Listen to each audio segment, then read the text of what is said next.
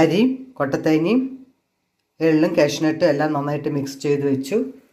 അരിപ്പ വെച്ചിട്ട് ശർക്കര പനി അരിപ്പ വെച്ചിട്ട് അതിലെ കല്ലുകളൊക്കെ ഒഴിവാക്കി അതിന് ശേഷം ഇനി നമ്മുടെ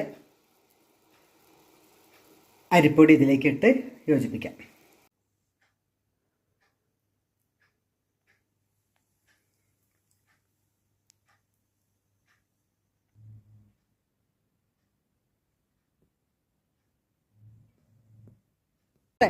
Oh wow!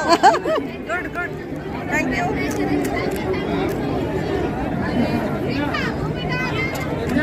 कैसे मालूम होगा हमको? देखेगा. ओके, करेक्ट करें. आइटम्स कुड़ी.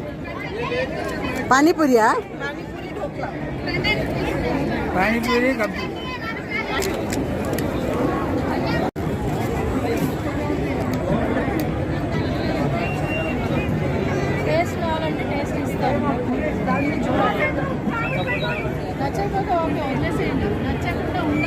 यूट्यूबर है आएगा. मेरा चैनल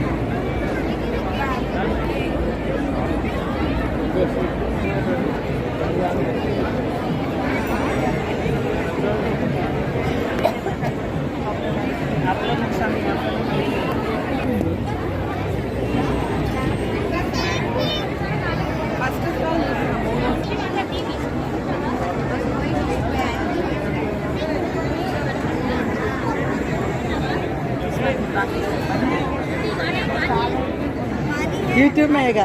यूट्यूबर है. हाँ पानी है. ये स्वीट है ना 20 रुपए.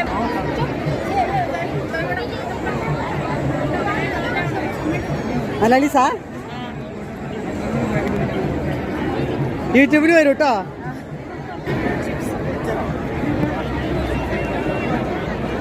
മലയാളിയാ? ചാനലിൽ വരും കേട്ടോ യൂട്യൂബില്.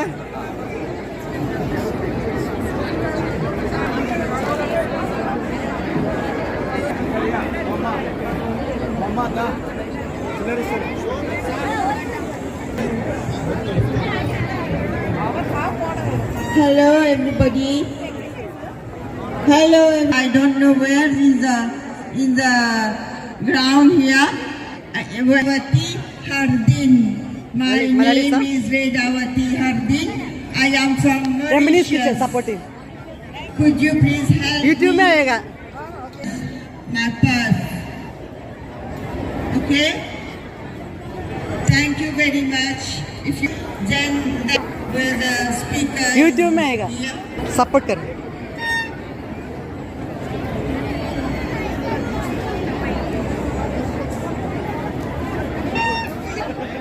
श्री कृष्ण.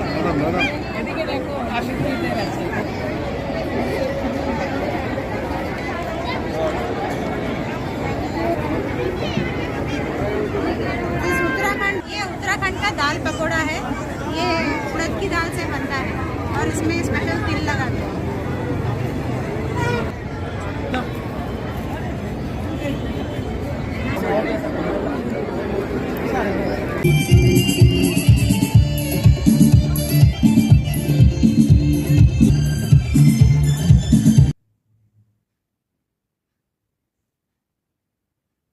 ഹലോ ഹായ് നമസ്കാരം എല്ലാവർക്കും ശുഭദിനം. ഞാൻ തയ്യാറാക്കാൻ പോകുന്നത് അരിയുണ്ട.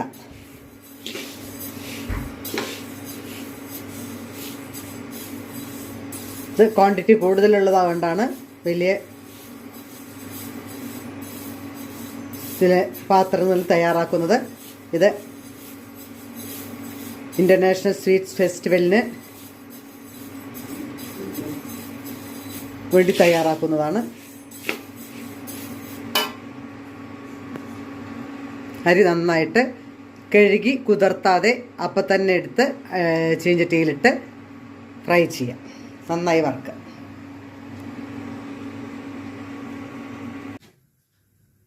ഇനി നമുക്ക് അരി വറുത്തു. ഇനി അത് നന്നായി പൊടിച്ച് വരുന്ന സമയം കൊണ്ട് നമ്മൾ കുറച്ച് വറവ്, ലേശം കാഷ്യൂ, എള്ള്, പിന്നെ നാളികേരം ചെറുകിയ, അതൊക്കെ റെഡിയാക്കാം.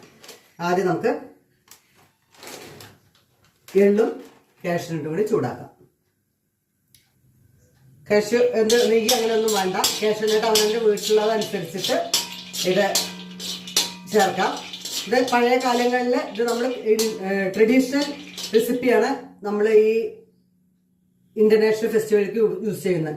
ഈ നാട്ടുകളിൽ ഇഷ്ടമാതിരി പറങ്കി മൂച്ചി ഉണ്ടാവുകൊണ്ട് നമ്മളുടെ ഈ കാഷ്യൂനട്ട് നല്ല ഉപയോഗിക്കില്ല. അവരുടെ തോട്ടത്തുനിന്ന് ഇഷ്ടമാതിരി കാഷ്യൂനട്ട് പറങ്കേണ്ടി കിട്ടും. അതവര് പറങ്കിയുടെ ഇല കൊണ്ട് തന്നെ ഇടയിൽ കത്തിച്ച് അതിനെ നന്നായിട്ട്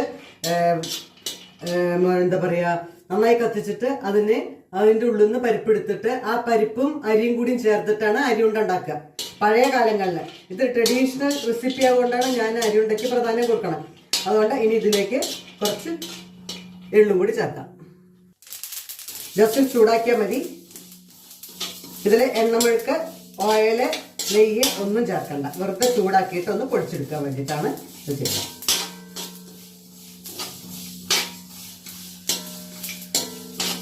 അപ്പോൾ ഈ കാഷ്യൂനട്ടിന്റെ വലിപ്പം ചെറുതായിരിക്കും, പക്ഷെ നല്ല ടേസ്റ്റാണ്. നാടൻ രീതിയിലുള്ള പറങ്കേണ്ടിയിൽ നിന്ന് നമ്മൾ ചുട്ട് അതൊന്നും എടുക്കണം പറങ്കേണ്ടിക്ക്. ഇതിപ്പോൾ നമ്മൾ ഗൾഫ് കൺട്രീസിൽ നിന്ന് അവിടെ നിന്ന് ഇവിടെ നിന്ന് ഇഷ്ടമായി നല്ല നല്ല കാഷ്യൂനട്ടുകൾ വലിപ്പമുള്ളത് കിട്ടുന്നു എന്ന് മാത്രം. ഇനി നമുക്കിത് ഓഫ് ചെയ്യാം. അരി നന്നായി പൊടിച്ചു. ഇനി നമുക്ക് നാളികേരത്തിന് പകരം പൊട്ടത്തേങ്ങയാണ് വെച്ചാൽ നമുക്ക് ഇതിന് ഫ്രൈ ആയിട്ട് എണ്ണമയം അല്ലെങ്കിൽ ഈർപ്പം ഡ്രൈ ചെയ്യണ്ട. ഇത് ഞാൻ കൊട്ടത്തേങ്ങയാണ്. 2 കിലോ അരിക്ക്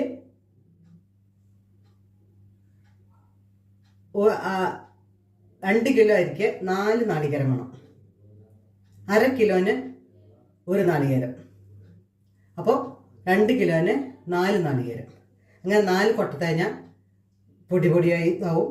പിന്നെ ശർക്കര 1 കിലോ ശർക്കര. ഇനി ഇതിന് കൊട്ടത്തേങ്ങ നമുക്ക് പൊടിക്കാം. അരി നന്നായി പൊടിച്ചു വെച്ചു. കൊട്ടത്തേങ്ങ പൊടിച്ചു വെച്ചു. കാഷ്യൂനട്ടും എള്ളും പൊടിച്ചു വെച്ചു. ശർക്കര പാവ് കാച്ച. എന്നിട്ട് എല്ലാം കൂടി മിക്സ് ചെയ്ത് ഇത് നല്ല പശമാതിരിയുള്ള ഒരു അളവെത്തിയിട്ടുണ്ടെങ്കിൽ നമുക്കിത് ഓഫ് ചെയ്യാം.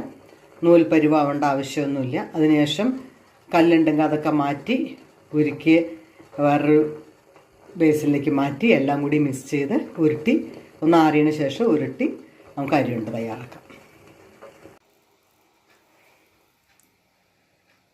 അരിയും കൊട്ടത്തേങ്ങയും എള്ളും കാഷ്യൂനട്ടും എല്ലാം നന്നായിട്ട് മിക്സ് ചെയ്ത് വെച്ചു. അരിപ്പ വെച്ചിട്ട് ശർക്കര പനി അരിപ്പ വെച്ചിട്ട് അതിലെ കല്ലുകളൊക്കെ ഒഴിവാക്കി അതിന് ശേഷം ഇനി നമ്മുടെ അരിപ്പൊടി ഇതിലേക്കിട്ട് യോജിപ്പിക്കാം.